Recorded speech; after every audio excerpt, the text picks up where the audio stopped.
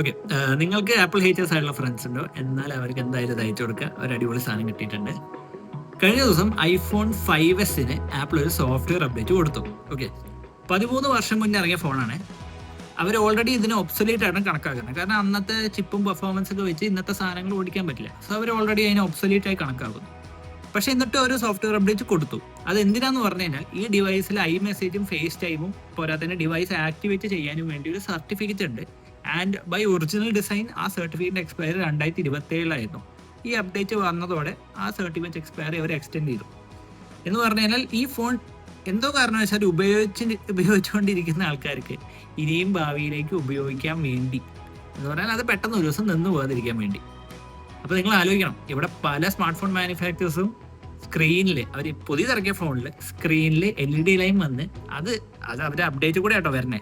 എന്നിട്ട് ആ സാധനം പിടിച്ച് സർവീസ് സെന്ററിൽ പോയി കഴിഞ്ഞാൽ സർവീസ് തരാൻ പറ്റില്ല എന്ന് പറയുന്ന മാനുഫാക്ചേഴ്സ് നമ്മുടെ നാട്ടിലുണ്ട്.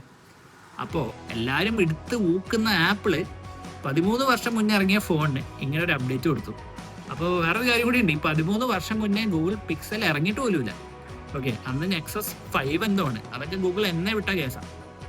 അവിടെയാണ് ആപ്പിളിനെ പോലെ എല്ലാവരും പിടിച്ചിട്ട് ഊക്കുന്ന ഒരു കമ്പനി ഇത്രയും വർഷം മുന്നേ ഇറങ്ങിയൊരു ഫോണിന് ഇപ്പോഴും ഒരു അപ്ഡേറ്റ് കൊടുക്കുന്നത്.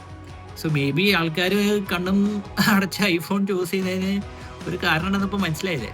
ലൈക്ക് അവരുടെ support is unmatched and this just proves it. എന്തായാലും നിങ്ങളുടെ ഫ്രണ്ട്സിന് അയച്ചു കൊടുക്കൂ. ലെറ്റ്സ് സീ ആൾക്കാരൊക്കെ എങ്ങനെ റിയാക്ട് ചെയ്യാം.